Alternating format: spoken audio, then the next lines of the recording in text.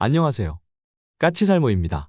제가 며칠 전에 방사청에서 K조선 원팀을 원하고 있다고 이야기했는데요.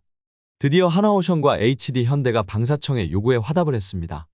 당연히 두 회사는 수출 원팀을 만들기로 했고, 그래서 해외 시장에서 잠수한 분야는 하나오션이, 그리고 수상한 분야는 HD 현대가 중심이 되기로 했습니다. 그래서 우리가 K조선 원팀을 만들게 되었으므로 오늘은 과연 우리나라가 미국의 군함을 수리하는 걸 넘어서 건조하는 것까지 가능할지를 분석해 볼까 합니다. 그 전에 앞서서 저는 며칠 전에 산업부에서 현대와 하나오션 두 회사를 KDDX의 방산업체로 선정을 했기 때문에 사실상 KDDX는 두 회사가 공동 개발을 하게 되었다고 이야기를 했습니다. 솔직히 두 회사가 공동 개발을 할 거라는 건 절대로 저 혼자만의 개인적인 주장도 아니었고, 제가 그 이야기를 한 후에도 많은 언론사에서 비슷한 이야기를 하고 있었습니다. 실제로 국회 토론회에서 전직 방추위 위원이라고 밝힌 한방청객이 공동 개발이 유리하다는 취지의 이야기를 하기도 했었는데요. 그에 대한 방사청의 대답은 현실적으로 공동 개발이 힘들다는 것이었습니다. 방사청 함정사업부장의 말을 그대로 전하면 상세 설계와 선도한 건조를 무자르듯이 기술적으로 자르는 데는 굉장히 어려움이 있다며, 상세 설계가 종료되고 나서 그 다음 선박 건조가 들어가는 게 아니라 전체 공정 기간에 걸쳐서 설계가 이루어지기 때문이며, 또한 공동 설계는 한 번도 해보지 않은 방식이기 때문에 굉장히 많이 고려할 요소들이 있다고 이야기를 했습니다. 한마디로 말해서 공동 개발은 한 번도 해본 적이 없는 방식이기 때문에 사실상 힘들다는 이야기입니다. 그래서 방사청은 공동 개발은 힘들다는 입장을 밝힌 건데요. 이리 되면 결론은 두 회사가 방산업체로 선정된 이상은 지금 시점에서 남은 방법은 두 회사가 경쟁 입찰을 하는 방법뿐입니다. 분명히 말하지만 경쟁 입찰을 하게 되면 방사청 스스로도 소송에도 대비를 하고 있다고 했을 정도로 틀림없이 소송전으로 가게 되는데요. 어찌 될지 혼란스럽네요. 다들 방사청이 두 업체를 전부 방산업체로 지정을 했을 때는 당연히 공동개발로 갈 거라고 생각을 했는데, 방사청에서는 전혀 반대의 이야기가 나오고 있으니 앞으로 KDDX의 사업이 상당히 걱정이 됩니다. 만일 소송전으로 가게 되면 소송이 끝날 때까지 또다시 사업이 중단될 수도 있는데, 방사청은 이 문제를 어떻게 풀어가려 하는 것일까요? 그리고 작년 11월에 또다시 헤론 무인기 한 대가 추락했다고 합니다. 헤론은 이스라엘제 무인기로 우리가 연평도 포격사건 이후에 긴급하게 도입을 해서 서북 도서에 배치한 무인기입니다. 그러나 우리는 헤론 무인기를 단세대 한 세트만 도입을 했고, 이 헤론에는 국내에 배치된 무인기 중에서 유일하게 해상 탐색 레이더를 달고 서북 도서에서 북한을 감시하는 역할을 해왔는데요. 한마디로 헤론은 서북 도서에서 북한 해안포의 움직임을 감시하고 북한의 공기부양정의 기습남하를 감시하는 역할을 해오던 무인기입니다. 그런데 과거 헤론은 이미 한 대가 추락한 적이 있습니다. 그래서 지금은 두 대만 남아서 운용되고 있었는데요. 작년 11월에 또 한 대가 추락을 한 것입니다. 이리 되면 헤론은 사실상 작전 능력을 상실했다고 봐야 합니다. 그런데 이번 추락은 북한의 GPS 공격에 의한 것이라고 합니다. 북한의 GPS 공격에 의해서 헤론이 자신이 날고 있는 고도를 착각해서 추락을 했다고 하는데요. 사람들에게 잘 알려져 있지 않을 뿐 북한은 오래전부터 꾸준히 우리나라에 대한 GPS 재민 공격을 해왔고, 그래서 우리나라는 그 어느 나라보다 항재민 기술력이 뛰어난 나라입니다. 그리고 헤론 자체도 전장 8.5m에 전폭 16.6m로 우리나라의 차기 군단급 무인기와 거의 비슷한 상당히 대형 기체입니다. 그럼에도 북한의 GPS 재밍에 당했다는 게 상당히 황당한데요. 제가 알기로는 이번에 개량하기로 한 송골매도 이번 개량을 통해서 항재밍 능력을 부여받을 것으로 알고 있고, 우리나라의 기갑 장비들에도 앞으로는 전부 항재밍 능력이 있는 GPS 안테나를 달게 되는 것으로 아는데요. 역시 헤론은 이런 대형 장비임에도 외국산 장비이기 때문에 우리 마음대로 항재밍 능력을 부여하지 못해서 이런 문제가 생긴 것 같습니다. 솔직히 말해서 헤론은 연평도 포격사건 이후에 상당히 급하게 도입된 기종으로, 기종 자체가 대형이기 때문에 서북도서용으로 도입되었지만 서북도서에서 운용하지 못하고 인천에서 발진을 하는 등 문제가 많은 기종이었습니다. 당장 인천에서 발진을 하기 때문에 서북도서에 도착하려면 시간이 걸리고, 그래서 서북도서에 문제가 생겨도 긴급 대응이 안 된다는 것이죠. 그리고 기체가 너무 크기 때문에 북한이 전진 배치한 SA-2 지대공 미사일의 공격에도 항상 노출되어 있었습니다. 그래서 빠른 교체의 필요성이 오래전부터 제기되었던 기종이고, 그래서 우리는 서북도서를 위해서 무인헬기 도입 사업을 하고 있는데요. 그러나 서북도서용 무인헬기가 배치되려면 아직 멀었는데 대체기체도 없이 헤론이 작전 능력을 상실해버려서 걱정이네요. 그럼 서북도서에는 아예 지금 무인기가 없는 것이냐라고 했을 때 전혀 없지는 않습니다. 당장 제가 생각나는 기종은 정보사의 정보함에서 운용하는 S백이 아직도 서해에서 주로 작전을 하고 있습니다. S백은 소형 무인헬기로 정보함의 비행갑판에서 운용하는 무인헬기입니다. 그러나 이 무인헬기는 크기가 작기 때문에 당연히 해상을 감시할 해상 감시 레이더 같은 건 없습니다. 그래서 분명 서북도서에 크나큰 전력 공백이 생긴 건 부인할 수 없는 사실이네요. 그럼 육군에서 운용하는 사단급 무인기나 군단급 송골매 무인기 등을 배치하면 되는 것 아니냐라고 할 수 있는데요. 이 무인기들에 달려있는 장비는 광학 탐색기뿐이고 넓은 바다를 정찰하기에는 부족한 면이 많습니다. 그래서 이 무인기들로는 북한의 공기부양정의 기습 공격을 탐지하지 못합니다. 그리고 당장 현재 우리나라의 사단급 무인기나 군단급 송골매 등은 어느 정도 길이의 긴 활주로가 필요합니다. 그럼 아마 다들 백령도의 사고태변이 천연 활주로이니 이곳에서 운용하면 되는 것 아니냐고 할 수 있는데요. 지금 사고태변은 더 이상 천연 활주로로 사용이 불가능한 것으로 알고 있습니다. 백령도의 항구를 만들면서 사고태변의 지형이 변했고 침식 현상 등이 발생해서 지금은 사고태변은 더 이상 천연 활주로의 능력을 상실한 것으로 알고 있습니다. 그래서 서북도서에서 이런 긴 활주로가 필요한 무인기들을 운용할 활주로는 확보하지 못합니다. 이것 때문에 서북도서에서 운용하는 무인헬기를 도입하는 사업을 하는 것이고요. 그래서 앞으로 당분간은 정보사에서 운용하는 S백 무인헬기가 서북도서에서 사용할 수 있는 유일한 무인 전력일 뿐이네요. 그래서 이 문제의 해결책을 빨리 찾아야 할 것 같고요. 결론은 무인헬기의 도입을 빨리 서두는 방법밖에는 없다고 봅니다. 그럼 다시 우리나라 회사들이 미국 군함을 수주받을 수 있을지를 이야기해 보도록 하겠습니다.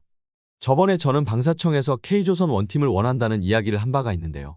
당연히 현대와 한화에서는 그에 화답을 해서 K조선 원팀을 만들기로 했습니다. 그래서 각자 잘하는 분야, 여러분도 알겠지만 한화는 우리나라의 장보고 3급을 개발했고 장보고 3 배치 2급도 개발했으며 심지어는 장보고 3 배치 2급은 세 척을 전부 한화가 수주했는데요.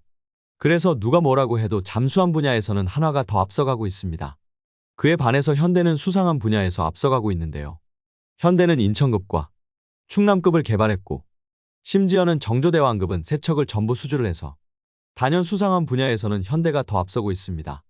그래서 이번에 우리 양 조선회사는 K조선 원팀을 만들기로 합의를 하면서 해외 시장에서는 각자 잘하는 분야, 그러니까 하나는 잠수함을, 그리고 현대는 수상함 수출의 주도적 역할을 하기로 했습니다. 그러나 그렇다고 각자가 중심인 분야를 단독으로 진출하는 건 아니고 각각 해외 시장을 진출할 때 협력해서 세부적으로는 일감을 나누어 가지기로 했습니다. 한마디로 각각 강점이 있는 분야를 중점적으로 진출하고 해외 진출 시에는 서로 협력하겠다는 것입니다. 일이 된 건 누가 봐도 방사청의 강력한 의지가 작용해서이고 특히 우리나라는 올해 미국의 MRO 사업 수출을 대폭 늘릴 생각이죠. 당장 작년에 도크가 부족해서 MRO 사업을 한데도 수주 못했던 현대는 올해에는 3척 정도의 MRO 사업을 수주하겠다고 밝히고 있으며 한화는 5척에서 6척의 MRO를 수주하겠다고 이야기하고 있습니다. 여기에 올해는 구 한진중공업, 현 HJ중공업도 올해부터는 미국의 MRO 사업에 도전하겠다고 이야기하고 있죠. 그리고 궁극적으로는 미국의 군함 건조까지도 하겠다고 하는데요. 그러나 문제는 미국에는 존스법이라고 해서 미국에서 건조한 선박만이 미국 내 항구에서 화물을 운반할 수 있게 하는 법이 있습니다. 이 법 때문에 미국 해군에서 운용하는 군함은 미국 내에서만 건조할 수 있게 되어 있습니다. 그러나 정확히는 우리가 미국 해군의 함선을 건조하기 위해서는 존스법만 문제가 되는 게 아닙니다. 우리가 미국 해군의 함선을 건조하기 위해서는 반스톨렛은 법안, 국방연방 획득 규정, 국방수권법, 미국산 구매법 등도 개정을 해야 한다고 합니다. 그러나 문제는 그럼에도 미국이 우리나라에서 군함을 건조할 수밖에 없는 이유가 있는데요. 그건 바로 중국 때문입니다. 최근에 러시아 싱크탱크에서 재미있는 이야기가 나왔는데요. 그건 바로 중국의 해군력이 미국의 해군력을 따라잡으려면 앞으로도 25년은 걸릴 거라는 분석입니다. 이번에 이런 분석을 내놓은 건 러시아 국제문제위원회, 그러니까 RIAC라는 기관인데요. 한마디로 말해서 러시아 정부의 정식 국가 싱크탱크입니다. 이곳에서 중국이 미국을 따라잡으려면 앞으로도 25년이 걸릴 거라고 했는데요. 이것 때문에 중국에서도 상당히 난리가 났고 중국 정부조차도 상당히 날카로운 반응을 보인 것으로 보입니다. 그러나 러시아 싱크탱크의 말이 사실이라는 건 아무도 부인할 수 없습니다. 현 시점을 기준으로 이미 함선의 숫자에서는 중국 해군이 미국을 앞지른 것으로 알고 있습니다. 그러나 아실 분들은 알겠지만 함선에 있어서는 함선 숫자가 중요한 게 아니라 총톤수가 중요한데요. 현재 중국 해군의 총톤수는 230만 톤입니다. 그럼 미국 해군의 총톤수는 어떻게 되느냐? 현재 미국 해군의 총톤수는 450만 톤입니다. 미국 해군이 거의 2배 정도 더 많은 것입니다. 결론은 함선의 숫자에서 중국이 앞지른 건 중국이 작은 함선을 많이 보유해서일 뿐이고 총톤수로 비교하면 중국은 미국의 절반 정도에 불과한 것입니다. 그럼 미국은 왜 중국 해군을 두려워하는 것일까요? 여기서 사람들이 착각을 하는 게 미국이 중국에게 패배할까봐 두려워하는 게 아닙니다. 미국이 두려워하는 건 미국이 이기겠지만 이긴다고 해도 미국의 군대의 피해도 클 것이라는 거지. 중국에게 패배할까봐 두려워하는 게 아닙니다. 결론은 미국은 중국을 이기는 건 당연하지만 좀 더 적은 피해로 중국을 이기고 싶어 하는 것일 뿐입니다. 그러나 문제는 분명한 건 지금은 미국이 중국에게 압도적으로 앞서고 있지만 25년 뒤에는 다를 수 있다는 것입니다. 당장 미국은 연간 2척에서 3척 정도의 함선을 신규로 건조하고 있는 것에 반해서 중국은 연간 15척 정도의 신규 함선을 건조하고 있습니다. 그렇기에 미국도 중국에게 추적당하지 않기 위해서는 앞으로 대량의 군함을 건조해야 합니다. 이것과 관련해서 지난달인 1월 8일에 미국 의회 예산국 12호에서 향후 30년간의 함정 건조 계획이 나왔는데요. 12호에 따르면 현재 미국 해군이 보유한 군함의 숫자는 295척인데 2054년까지 390척으로 늘린다고 합니다. 그런데 문제는 고작 해야 100여 척의 군함을 늘리는 것에 불과해 보이지만 그동안에 퇴역하는 함선의 숫자도 있기 때문에 2054년까지 건조해야 하는 전투함의 숫자는 293척이고 잠수함은 71척이라고 합니다. 좀 더 구체적으로 들어가면 항공모함은 6척, 콜롬비아급 신형 전략원자력 잠수함은 10척, 공격원자력 잠수함은 59척을 건조해야 한다고 합니다. 그래서 군함 건조에 들어가는 비용만 1조 750억 달러, 우리 돈으로 대략 1550조 원 정도 됩니다. 연간 평균 401억 달러, 우리 돈으로 58조 정도가 소요될 것으로 예상하고 있습니다. 한마디로 미국 해군의 군함을 건조하는 데만 우리나라의 국방비와 비슷한 돈이 들어간다는 것입니다. 웃기는 건 이건 순수하게 전투함만의 건조 비용이고 여기에서 빠지는 함선들이 있는데요. 그건 각종 지원함과 무인함입니다. 당연히 지원함들도 대량으로 건조해야 하고 특히 2045년까지 무인함도 134척 정도를 확보할 계획이라고 합니다. 그런데 문제는 이 함선들을 절대로 미국 내의 조선소에서 전부 건조하는 건 불가능하다는 것입니다. 실제로 미국 측에서도 잠수함과 항공모함만을 미국 내에서 건조할 수 있고 일반 전투함은 미국 내에서 건조하는 건 불가능하다고 하고 있습니다. 전체 군함 건조 예산의 절반이 항공모함과 잠수함의 건조에 들어갈 거라고 예상되고 있습니다. 이것만 미국 내에서 건조가 가능할 것으로 예상되고 있고요. 그렇기 때문에 일반 전투함까지 미국 내에서 건조하려면 당연히 미국 내에 조선소를 더 만들지 않겠냐고 할 수 있는데요. 문제는 미국 내의 조선소 중에서 이런 대규모 투자 능력이 있는 조선소도 없고요. 무엇보다도 미국 조선소들은 그럴 의지도 없고 그리고 조선소를 만든다고 해도 조선소에서 일할 사람도 없습니다. 그래서 미국 의회 예산국의 계획은 현재로서는 절대로 실천 불가능입니다. 그래서 어떻게든 미국은 법을 바꾸어서라도 해외에서 군함을 만들어야 합니다. 사람들이 트럼프가 이것에 대해서 언급했다고 해서 마치 트럼프의 즉흥적인 생각 정도로 생각을 하는데요. 그게 아닙니다. 이건 쉽게 이야기해서 미국 전체의 장기 국가 전략 계획의 일환입니다. 어떻게 보면 일개 대통령 하나가 어찌 결정하고 말고 할 문제가 아니라는 것입니다. 일개 대통령 차원을 넘어선 미국이라는 국가의 장기 전략인 것입니다. 그렇기 때문에 트럼프가 원해도 민주당이 반대하면 불가능하다의 문제 같은 게 아닙니다. 물론 정치적인 입김에 따라서 세부 계획은 바뀔 수 있지만 큰 계획은 바뀌는 게 불가능한 계획입니다. 왜냐하면 이게 추진이 안 되면 정말 미국은 중국에게 따라잡힐 수밖에는 없기 때문입니다. 그래서 이건 선택이고 모고의 문제가 아닙니다. 한마디로 연간 평균 2척의 군함을 건조하던 미국이 앞으로 연간 10척 정도의 군함을 건조해야 한다는 뜻입니다. 그래서 현재 미국은 연평균 2척 정도의 군함을 건조하고 있기 때문에 건조 능력을 지금의 5배로 올려야 하는 것입니다. 그렇지 못하면은 정말 러시아 싱크탱크의 예상대로 몇십 년 후에는 중국에게 따라잡히게 됩니다. 그래서 미국은 무조건 해외에서 군함을 건조해야 합니다. 그리고 현재 미국의 군함을 건조할 것으로 예상되는 나라는 일본과 우리나라 그리고 인도 등이 있는데요. 문제는 인도는 최신 전투함 같은 고급 선박을 건조할 능력이 없고 그래서 잘해야 지원함 정도만 건조가 가능할 것으로 예상되고 일본은 조선업 규모가 너무 작기 때문에 이런 대규모 프로젝트의 일부는 담당할 수 있겠지만 절대로 핵심이 될 수는 없습니다. 결론은 미국의 우방중에 복잡한 고가의 전투함을 대량으로 건조할 수 있는 나라는 우리나라가 전 세계에서 유일합니다. 그래서 미국이 우리나라에서 군함을 건조한다. 불가능하다는 이야기가 많지만 만일 이게 정말 미국이 법을 바꾸지 못해서 불가능하다면 미국은 수십 년 뒤에는 중국에게 따라잡히는 길밖에는 없습니다. 아마 이건 미국 국민 누구도 바라지 않을 것입니다.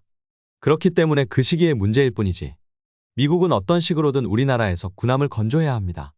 어떤가요, 여러분? 여러분이 보기에는 이게 미국의 선택의 문제라고 보시나요? 아니면 미국의 생존을 위해서는 필수적인 요소라고 보시나요? 제가 보기에는 최소한 미국이 앞으로도 세계의 중심 국가로 남기 위해서는 선택이 아니라 필수라고 봅니다. 드디어 우리나라의 조선소들, 그러니까 하나와 현대가 K조선 원팀을 만들기로 합의했는데요. 그리고 제가 이야기한 것처럼 우리나라에서 미국의 군함을 건조할 가능성이 갈수록 커지고 있습니다. 그렇기 때문에 우리는 아주 시기적절하게 조선 원팀을 만드는데 성공을 했고, 그래서 앞으로 우리나라의 군함 수출은 과거보다도 더 활발해질 거라고 보고 있습니다.